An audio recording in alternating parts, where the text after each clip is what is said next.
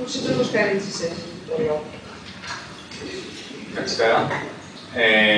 Θα προσπαθήσω να είμαι σύντομος. Θα πω μερικά πράγματα για τις πολιτικές εξελίξεις.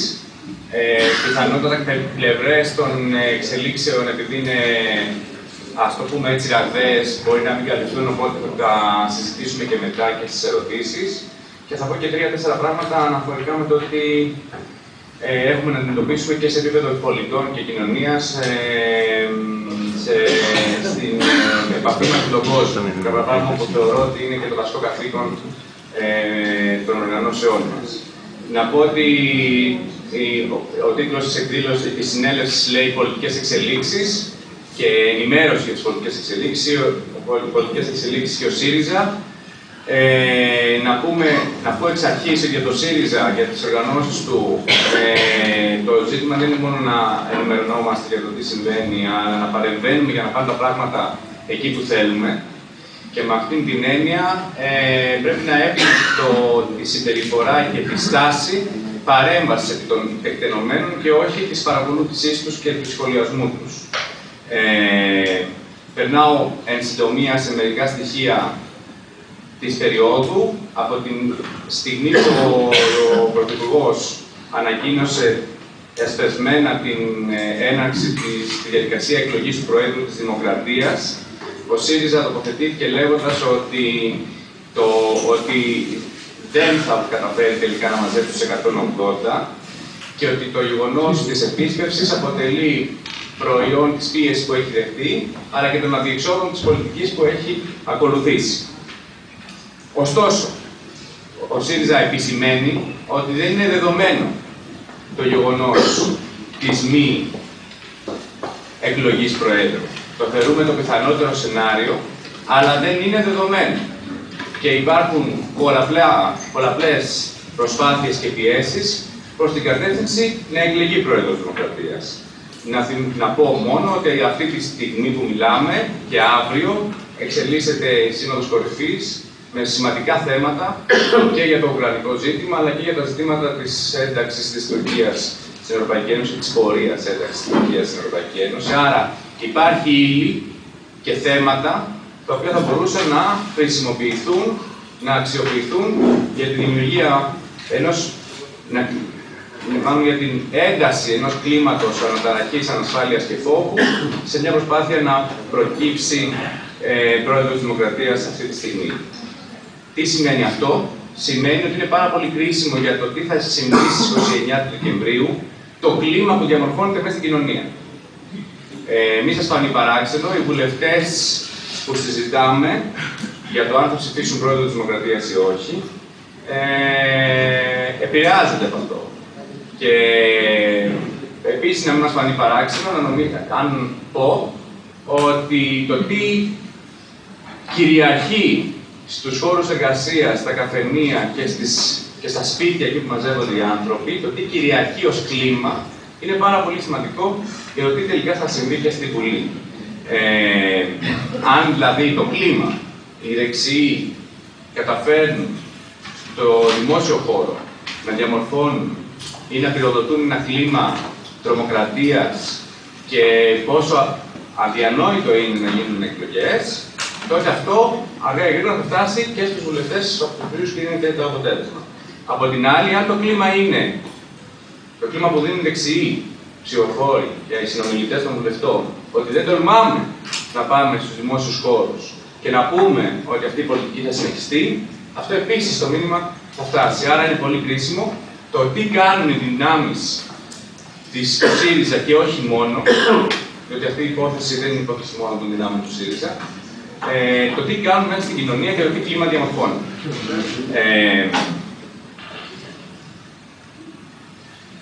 Τέσσερα σημεία πάνω σε αυτό και μετά να κάνουμε μια κουβέντα. Το πρώτο είναι ότι ζούμε ήδη ένα κλίμα τρομοκρατίας. Προεόρτιο και του κλίματος που θα επικρατήσει εάν πάμε τελικά σε εκλογές. Είναι δύο σημεία θέλω να επισημάνω σε σχέση με την τρομοκρατία που ασκείται και τον εκφοβισμό. Το ένα είναι ότι είναι σίγουρα τεχνητή η διόγκωση και η ένταση με την οποία διαμορφώνεται ένα σκηνικό ότι αν ο ελληνικός λαός δια του ΣΥΡΙΖΑ, διότι περί αυτού πρόκειται, διατυπώσει σε επίπεδο κυβέρνησης το εύλογο και νυφάλιο αίτημα ότι μια πολιτική που καταστρέφει την κοινωνία και υποθηκεύει το μέλλον της χώρας πρέπει να σταματήσει, θα υπάρξει καταστροφή. Αυτό είναι το βασικό επιχείρημα, το οποίο είναι διωγγωμένο. Μας λένε δηλαδή, διωγγωμένο και τεχνητό, μας λένε δηλαδή ότι αν αλλάξει πολιτική ή αν τεθεί το θέμα και το ερώτημα αλλαγής πολιτικής, αυτό θα σημαίνει καταστροφή. Πρέπει να το χτυπήσουμε αυτό μέσα στα μυαλά του κόσμου, ότι αυτό είναι μια τεχνητή διόγκωση για να μην αλλάξει τίποτα σε αυτή τη χώρα. Ωστόσο, υπάρχει ένα πραγματικό γεγονός. Και το πραγματικό γεγονός είναι ότι εδώ που έχουν φτάσει τα πράγματα, δεν μπορεί κανείς να αποκλείσει το πώς θα αντιδράσουν οι πιστωτές και οι εταίροι μας σε αυτό το νυφάλιο και αυτονόητο αίτημα της ελληνικής κοινωνίας. Σε αυτή την περίπτωση όμως, την ευθύνη για την πιο ρηξιακή και συγκρουσιακή κατάσταση την αναλαμβάνουν αυτοί οι οποίοι θεωρούν ότι ένας λαός δεν έχει δικαίωμα να αμφισβητήσει καν μια πολιτική η οποία τον καταστρέφει. Και σε αυτή την περίπτωση, και πρέπει να είμαστε καθαροί με τον κόσμο, είναι ο λόγος για τον οποίο θα πρέπει να στηρίξει μια τέτοια επιλογή είναι διπλός. Θα πρέπει 2 φορές οι Έλληνες πολίτες να κάνουν αυτή την επιλογή, εάν και εφόσον αντιμετωπιστούμε με αυτόν τον τρόπο.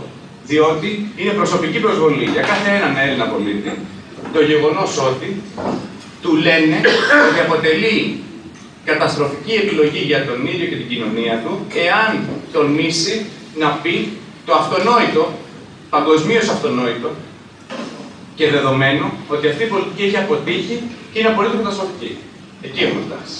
Σε αυτή την περίπτωση καταλαβαίνουμε ότι συζητάμε για άλλα, για μιας άλλης εμβέλειας πράγματα και δεν είναι απλώς μια κανονική πολιτική κατάσταση, στην οποία απλώς συζητάμε τι είδους οικονομική πολιτική θα ακολουθηθεί στη χώρα.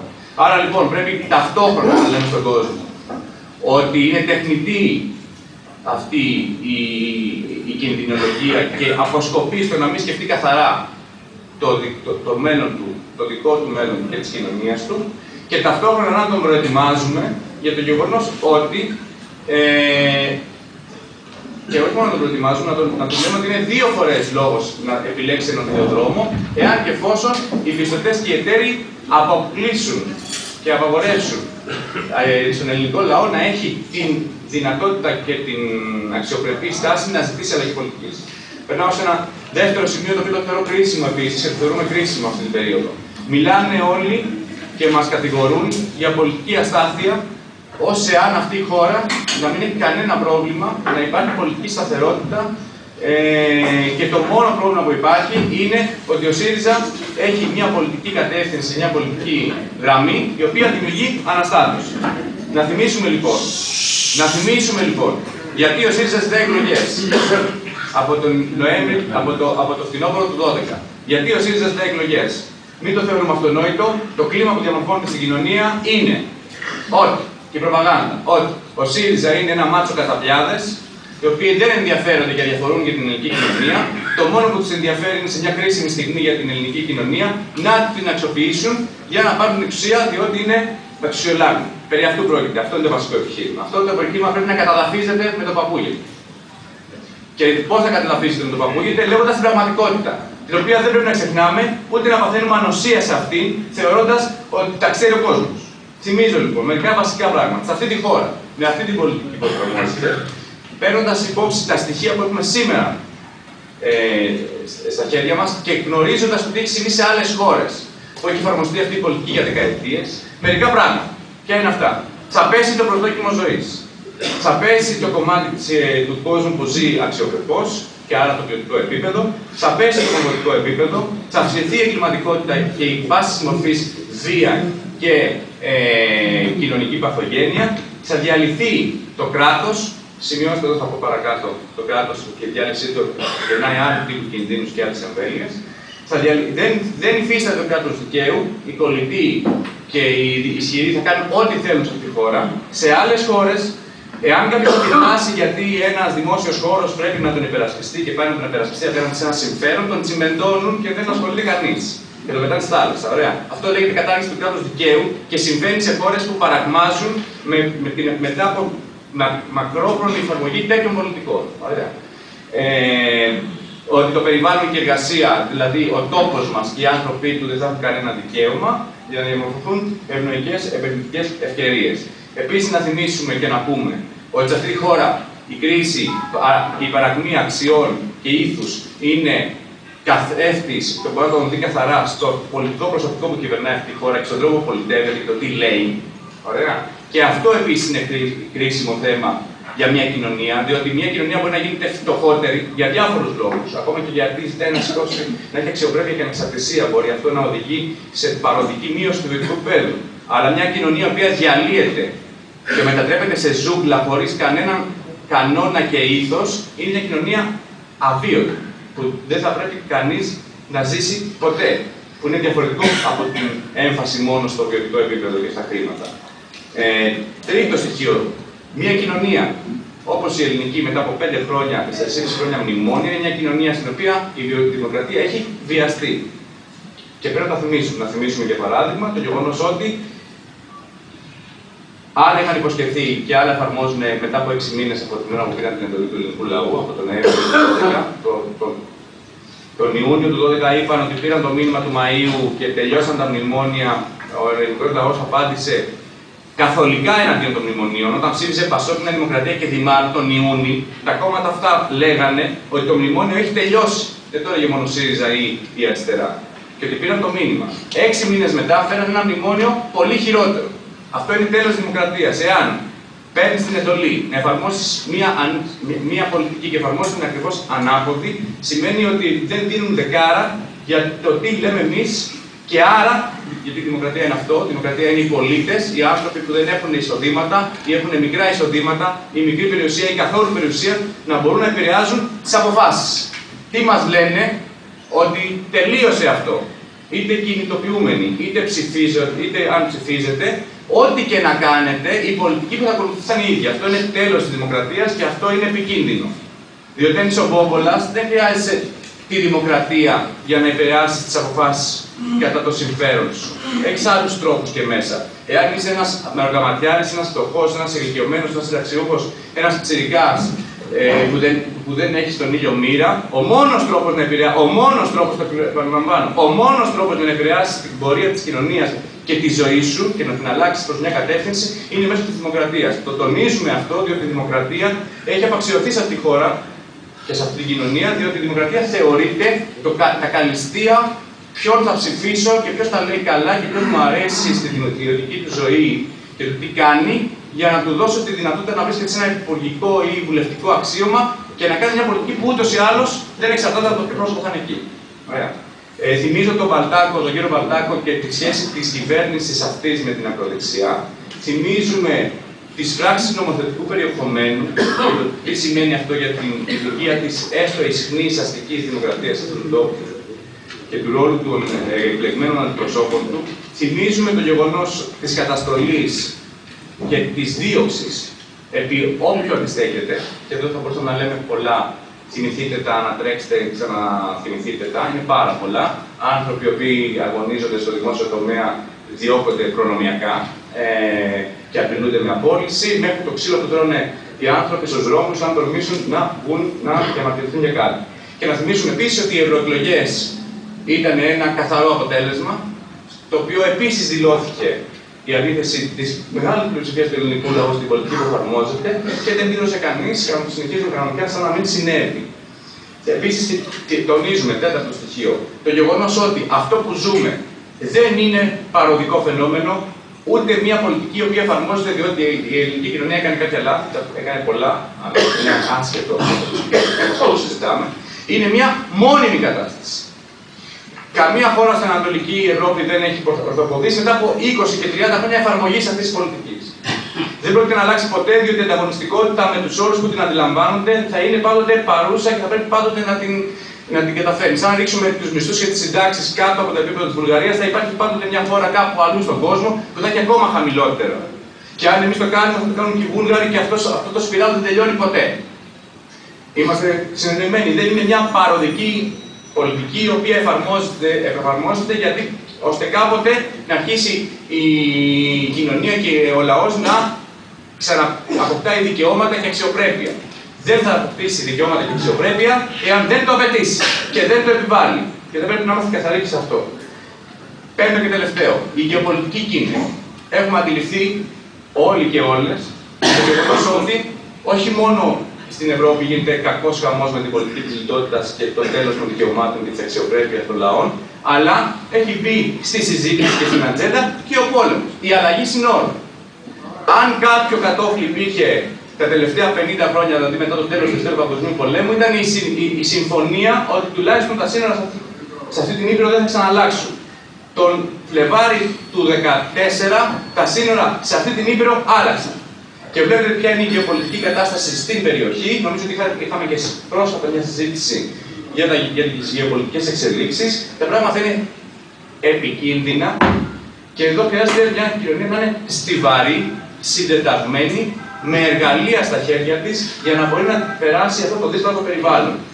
Άρα, πολιτικές διάλυσης, μετατροπής της χώρας σε ξέφραγο απέλ, χωρίς δικαιώματα για τους πολίτες, χωρίς δημόσια περιουσία, χωρίς λόγο για τις παραλίμνες, χωρίς λόγο για τα βουνά, χωρίς λόγο για τη γη, χωρίς λόγο για το υπέδαφος, χωρίς λόγο για την ενέργεια, χωρίς λόγο για τις ιδιωτικοποιήσεις και το ξεπούλημα, εκεί οδηγούν μια κοινωνία ανοχήρωτη, η οποία δεν έχει τίποτα στα χέρια της για να υπερασπιστεί τον εαυτό της, εάν χρειαστεί. Άρα λοιπόν τα τιμίζουμε αυτά και αυτά πιάνουν και σε συντηρητικό κόσμο, ο οποίος δεν έχει πάθει, δεν έχει τρελαθεί και ξέρει ότι θα ζήσει εδώ και έχει κοινή μοίρα με όλους μας και ότι δεν γίνεται μια κοινωνία να μην έχει τίποτα στα χέρια της, να είναι όλα στους ιδιώτες, ακόμα δηλαδή και αν συμφωνεί ένας δεξιός με την επιχειρηματικότητα και την ελεύθερη οικονομία και με το να τα έχουν όλα οικονομικά ισχυροί. Εδώ τίθεται ένα θέμα διατηρησιμότητας της ελληνικής κοινωνίας. Και άρα και η διάλυση του κράτους που έλεγα πριν με την ασύστολη περιστολή δαπανών κατά παντός όλων των τομέων του κράτους δημιουργεί και κινδύνους τέτοιου τύπου, διότι οι επιχειρησιακές ικανότητες του κράτους μειώνονται. Άρα λοιπόν, εδώ δεν κάνουμε πλάκα πια.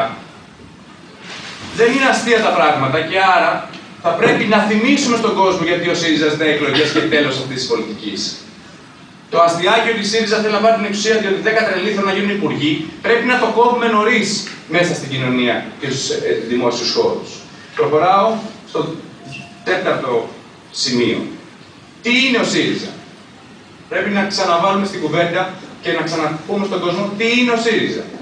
Γιατί ακούγονται επίσης πολλά. Ακούγονται για παράδειγμα ότι ο ΣΥΡΙΖΑ είναι μανιακός με την εξουσία. Να θυμίσουμε λοιπόν ότι αυτός ο πολιτικός φορέας, αυτή η πολιτική και ιδεολογική πτέρυγα μέσα στο πολιτικό φάσμα της χώρας, έχει υπάρξει με δεκαετίες σε ποσοστά πολύ μικρά. Εάν θέλαμε να ήμασταν μέρος του πάρτι, θα ήμασταν την προηγούμενη περίοδο. Θα ήμασταν εκεί, θα μπορούσε αυτό το πολιτικό προσωπικό να ήταν εκεί. Δεν έκανα αυτή την επιλογή. Αυτός ο πολιτικός χώρος έχει υποστηρίξει που λένε ότι χαϊδεύει κάθε κάθε διεκδίκηση και αίτημα, είναι αυτός ο πολιτικός χώρος που μειοψηφικά ήταν αντίον της Ολυμπιάδας όταν όλη η ελληνική κοινωνία μας έβριζε ως εθνοπροδότες, επειδή είμαστε απέναντι σε ένα έγκλημα και δημοσιονομικού χαρακτήρα όπως αποδείχτηκε με την κρίση και την κρίση χρέους που έχει η χώρα. Ωραία. Αυτός είναι ο πολιτικός χώρος. Αυτόν βρήκε η ελληνική κοινωνία κάπου εκεί στην άκρη του πολιτικού φάσματος, σε μια κρίσιμη και ιστορική στιγμή που διακυβεύονται πάρα πολλά και τον ανέσυρε και του ανέθεσε να είναι η πολιτική έκφραση ενός εύλογου και νυφάλιου αιτήματος. Δεν μπορούμε να συνενέσουμε στην διάλυση της ελληνικής κοινωνίας. Δεν μπορεί η ελληνική κοινωνία να κάνει αυτό. Αυτός είναι ο παραλογισμός του ΣΥΡΙΖΑ. Αυτό είναι που θα δημιουργήσει πανικό στις αγορές και θα οδηγήσει τη χώρα στην καταστροφή. Το γεγονός ότι εκφράζει απλώς, γιατί μην έχουμε αυταπάτη, αν δεν υπήρχε ο ΣΥΡΙΖΑ, κάποιο άλλο κόμμα το έκανε. Είναι μια γνήσια, νυφάλια και εύλογη άποψη μέσα στην ελληνική κοινωνία, πλειοψηφική πια. Ότι αυτή η πολιτική δεν μπορεί να ακολουθεί άλλο. Και άρα πρέπει να θυμίσουμε ότι ο ΣΥΡΙΖΑ είναι η πολιτική έκφραση αυτού του πράγματος, διότι ήταν ένας πολιτικός φορέας, μια πολιτική και ιδεολογική πτέρυγα, η οποία βρέθηκε έξω από το πάρτι και γι' αυτό και την ανέσυρε η ελληνική κοινωνία να παίξει αυτό το ρόλο. Και για την καλή τύχη της ελληνικής κοινωνίας, αυτή η δύναμη είναι δημοκρατική, Αυτή η δύναμη θα ρωτάει πάντα τον κόσμο και στα κρίσιμα και στα μικρά και στα μεγάλα. Είναι μια δύναμη που δεν θα κοροϊδεύσει κανέναν, γιατί έχει μέσα στο DNA της την αντίληψη που λέει ότι στις κρίσιμες ώρες ο ελληνικός λαός θα έχει τον λόγο. Αν ο ελληνικός λαός επιλέξει την ασκήσει στο κεφάλι, εμείς δεν θα πάμε απέναντι σε αυτό. Θα κάνουμε όμως ό,τι μπορούμε να μην το κάνουμε. Αλλά αυτός θα πάρει την τελική επιλογή. Ωραία. Και είναι τύχη. Γιατί σε άλλες χώρες δεν υπάρχουν τέτοιες δυνάμεις και την απόγνωση του κόσμου την αντεύουν και την χρησιμοποιούν και την αξιοποιούν πολιτικά ακροδεξιές δυνάμεις, που είναι το τέλος της πορείας της λιτότητας. Μια κοινωνία που υποβαθμίζεται και παρακμάζει, όπως συμβαίνει στις ευρωπαϊκές κοινωνίες αυτή την περίοδο, το τέλος της πορείας είναι ο φασισμός και η ζούγκλα. Δεν είναι η λύση. Είναι το επόμενο βήμα του κατήφορου. Και άρα είναι τύχη για την ελληνική κοινωνία που υπάρχει ο ΣΥΡΙΖΑ. Και ο ΣΥΡΙΖΑ δεν έτυχε να παίξει αυτό το ρόλο, έχουμε κάνει προσπάθεια μεγάλη. Οι δυνάμεις αυτές, αυτός ο κόσμος, που τον βλέπει καθημερινά γύρω του, με τις μικρές δυνάμεις, με τις αδυναμίες του, με τα λάθη του. Άρα είναι εκεί και κάνει αυτή την προσπάθεια. Έκτο σημείο. Και να κλείσω. Τι σημαίνουν όλα αυτά? Σημαίνουν ότι αν θέλουμε να έχουμε το πάνω χέρι, με την καλή του όρου, μέσα στην κοινωνία, θα πρέπει να είμαστε απαιτητικοί απέναντι στους ανθρώπους με τους οποίους μιλάμε. Δεν έχουμε εμείς κάτι να κερδίσουμε ως ΣΥΡΙΖΑ, ως άνθρωποι. Έτσι. Εδώ μια προσπάθεια κάνουμε γιατί αντιλαμβανόμαστε το τι παίζεται. Αλλά πρέπει να είναι και οι άλλοι υπεύθυνοι και πρέπει να το ζητήσουμε πια. Και να είμαστε με την καλή έννοια επιθετικοί, να τους πιάσουμε αυτογειακά, να τους κουνήσουμε, να τους πούμε τι μου λες για το τι είπε ο τάδε στέλεχος στην τηλεόραση και ότι δεν τα είπε καλά ο Τσίπρας χθες. Δεν κάνουμε καλυστία εδώ, είναι τα πράγματα κρίσιμα για εμάς και για τα παιδιά μας. Πρέπει να αντιληφθούν όλοι οι πολίτες και αυτό πρέπει να κάνουμε εμείς τεράστια προσπάθεια για να γίνει. Γιατί δεν είναι έτσι. Γιατί μιλάει ο αντίπαλος κάθε μέρα μαζί τους μέσα από την τηλεόραση και άλλα μέσα. Και τους ζυμώνει σε μια λογική. Άρα πρέπει να είμαστε απαιτητικοί. Δεν φτάνει πια ο θυμός. Δεν φτάνει πια η οργή. Εδώ έχουμε φτάσει σε άλλο σημείο. Χρειάζεται σοβαρή συναίσθηση ευθύνης. Χρειάζεται μια αίσθηση. Και εδώ θα το αναφέρω γιατί είναι κρίσιμο, γιατί το παίζει και ο αντίπαλος περί πατριωτισμού αντίληψη, διότι ακούμε τους αντιπάλους μας να μιλάνε για πατριωτισμό, αλλά να κάνουμε ξεκάθαρο στον κόσμο ότι οι πατριώτες δεν είναι αυτός που λέει στους μισούς ή σε λίγους που πια έχουν κάτι να χάσουν, να κάτσουν ήσυχα, να αφήσουν τους υπόλοιπους πατριώτες τους στο έρευος και στην αξιοπρέπεια και σε μια ζωή η οποία δεν αξίζει να τη ζεις, για να μην χάσουν τα λίγα που έχουν. Πατριωτισμός είναι να πεις όλη η ελληνική κοινωνία ότι ούτε ένα δεν θα μείνει πίσω και αν χρειαστεί θα ρισκάρω για αυτό το πράγμα.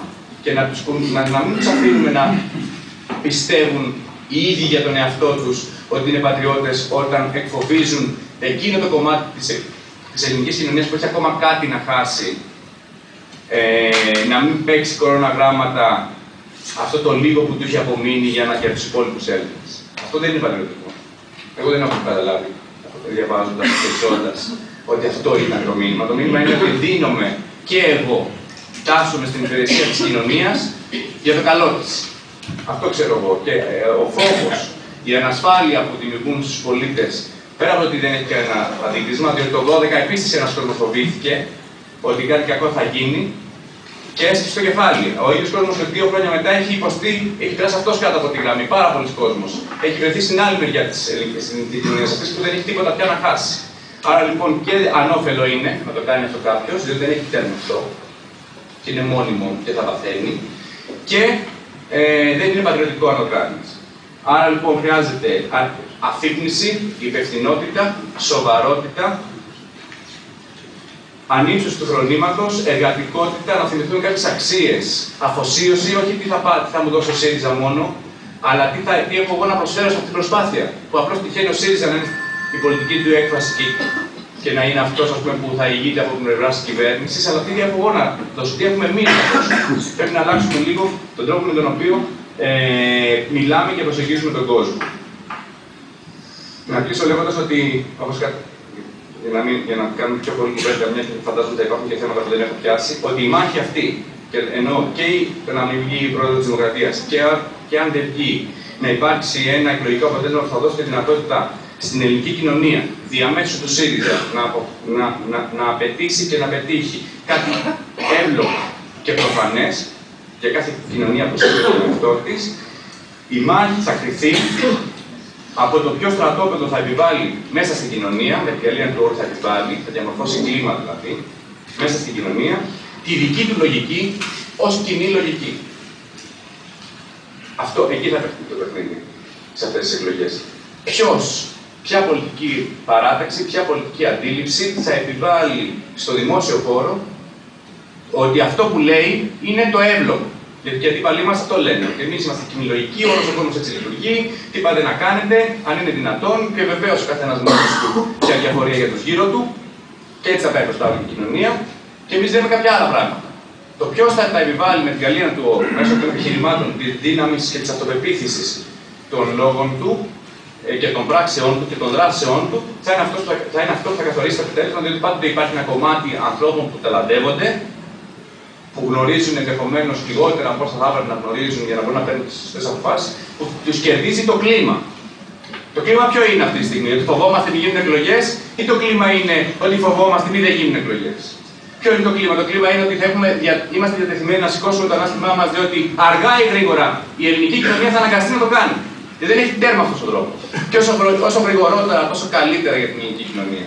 Τόσο πιο πολλά όπλα και δυνατότητες θα έχει να διαπραγματευτεί και να πετύχει μια αλλαγή πορείας.